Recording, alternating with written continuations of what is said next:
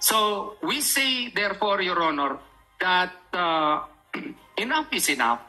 Since he is only armed with an arrest warrant, and even up until now, he has just presented an arrest warrant. I was waiting that his lawyers would present to us also the rest of the warrants, Your Honor.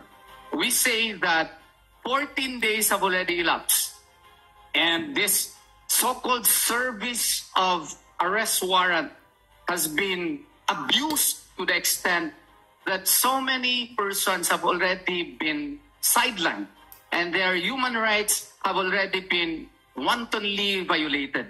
Are we trying to say that just because they want to do their supposed duty, it would be okay to violate the rights of so many people because they want to serve this warrant of arrest? And if we will believe General Torre, he is now on a mission to conduct more diggings, not only in the SMNI studio, perhaps in the hangar, and God forbid, perhaps he will say later on that the heartbeat transferred in the kingdom, and then he will conduct his own digging again in the kingdom. That is the direction that General Torre is bringing us, Your Honor. A rape of the 1987 Constitution. Thank you. Mr. Chair, Go ahead. very briefly, I am appalled at the recommendation of the Regional Director of Regional Police Office number 11. Libo po yung tao na gusto niyang alisin sa sarili nilang pamamahay, matanda, nasa tamang gulang, bata, estudyante, na inosente. Ayaw niya, hindi na niya pag-aaralin kung ating pong susundan yung kanya pong panukala. Naalisin ang lahat ng tao para nang sa ganoon unhampered yung kanilang gagawing search or arrest. Palagay ko, Mr. Chairman, this is already going beyond the commerce of man. Whatever the recommendation is. Thank you, sir. I agree. Mr. Chair, may I speak? Yes, go ahead. Okay. I am speaking for JMCFI. Sir, he has already searched the JMC building several times over.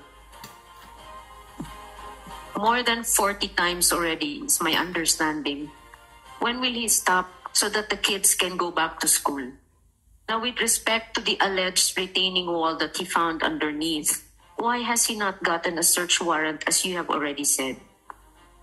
I would also like to point out some points that he stated in his video. One, when he was showing all the videos of the women, that was already police women searching the quarters in the Bible study. That was already day 9, the 9th day. Previous to that, mga lalaki po nagsa-search. But we were wondering kasi babae na ang pina-search niya doon. And then after that, 6 o'clock natapos yung search. So we were expecting the women to leave, the police women to leave. And yet the police women stayed there until 8 p.m. What were they doing from 6 to 8 p.m.? So when you saw Pastor Marlon Acobo shouting at them, it was because they had stayed there for 2 hours already without doing anything, disturbing seriously the women who were staying there. So perhaps that video of Pastor Marlon Acobo shouting at them was taken after the 2-hour period, just precisely to show this PR stunt. Second, the case regarding the Children's Joy Foundation, which has no bearing to the case here in Davao City and to the warrant of arrest against Pastor Apollo Kibuloy, that case in Hawaii was dismissed. Okay? Third, with respect to the K9, the third search of the K9 proved negative. Perhaps what he was showing you was the first video, but the third search proved negative. Fourth, the woman that he was showing crying in the video in front of the policeman is not a minor. What she was doing was trying to protect the grounds because they were trying to enter sacred grounds, and that is why she was crying out of emotion. I believe, Your Honor, that the PowerPoint submitted by General Torre is trial by publicity. Thank you, sir. Thank you. Can I answer, sir? Go ahead. Just on the last statement of the good attorney, that this presentation is trial by publicity. If you want a fair trial, please ask Apollo Kibuloy to surrender. Thank you, sir. Okay. Mr. Chair, Now, wala talaga. hindi mo na Busy kailangan Basuko. sagutin yun. Kaya nga, Hindi mo busy kailangan- Basuko. Magkano ba? Huwag na kailangan sagutin. So, it's already 8:16 in the evening. I think before we suspend this hearing, I would like to get the commitment of the PNP. Ano ba talaga? Are you willing to sacrifice the future of the children ng mga estudyante? Hindi sila makapag-aral dahil sa continued presence niyo dyan sa area? Sir, we are not preventing them. Ha? We are not preventing them to continue with their Yeah, you're not preventing them, but kung ako ang estudyante, hindi ako papasok dyan na ganyan kadaming pulis. Hindi ako papasok dyan. Ako teacher, hindi ako komportable na kaklase dyan kung ganyan kadaming pulis sa loob. I think more than me, sir. There's one person that we can ask to end all of this, sir. And I think we know who he is. Because Kaya nga, your quest for the arrest of Pastor Kibuloy would mean sacrificing everything. Yung mga bata na nag-aaral, yung mga tao na nakatira dyan, ganun ba? So you will continue to stay.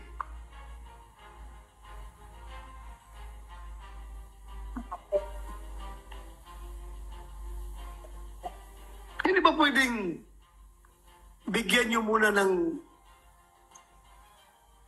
relief yung mga tao dyan to back to their normal lives? Tapos kung meron na naman kayong positive info, go ahead. Go ahead. No, arrest Pastor Kibuloy kung nandiyan siya sa loob. Alam mo, like, the way I see it right now, however you defend your position, you are at the losing end. Nakikita ko. And I think, I am suggesting to you, kung talagang after 13 days of occupation of that compound, still, hindi nyo na-aresto si Pastor Kibuloy, I think, it's high time for you to make a tactical retreat. For the meantime, huwag mong gawin na rason na pasubo na kami dito, tuloy-tuluyan na namin ito, sir, dahil napasubo na kami. You're not saying that, but ako, pakiramdam ko, yan ang nangyari ngayon. Napasubo na kayo dyan kahit hindi niyo nakikita. Si Pastor Kibuloy, tuluyuan na lang ninyo. Ayaw na ninyong umalis. Alam mo, it's...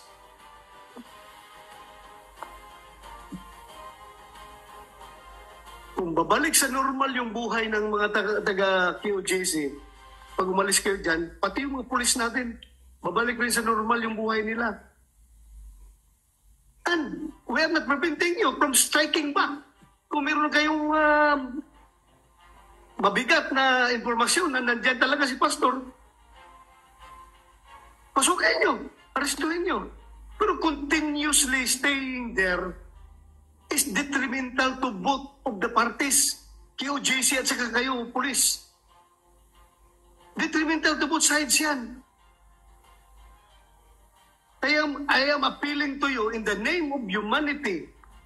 Please be human enough to consider all these things. Please be human enough.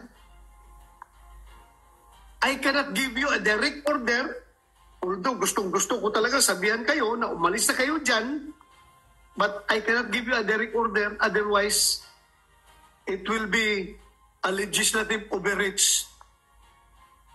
I'm not part of your chain of command. Hindi ko kayo pwedeng orderan dyan.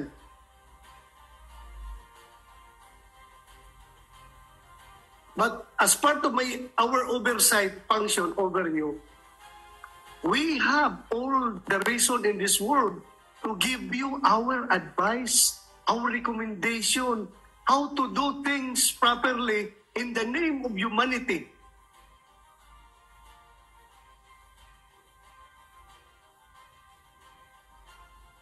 Magiging normal ang buhay nila. Magiging normal ang buhay ninyo. Kung babalik kayo. Then kung meron naman kayong informasyon, go ahead. Nobody's stopping you. Pero yung ganyan tuloy-tuloy na lang kayo, I am running out of reasons to explain to the people why are these policemen are still there after how many days continuously occupying because gusto nilang kalkalin lahat ng lugar. Ay,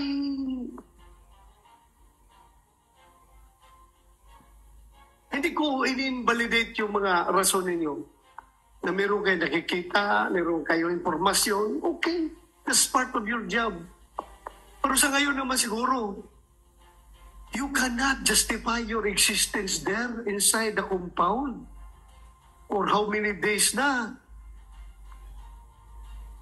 I know you're pressured by your commanders to arrest Pastor Kibuloy. They will not give you 3,000 people from other police regional offices. They will not support you with that gargantuan number of troops just to arrest one wanted person kung walang imprimatur yan galing sa taas. Napipressure kayo. But because of that pressure, napapasubo na kayo, nahiya na kayong umatras. I am giving you the advice. As early as now, you can make your tactical retreat, however you term that, strategic retreat. You can do that.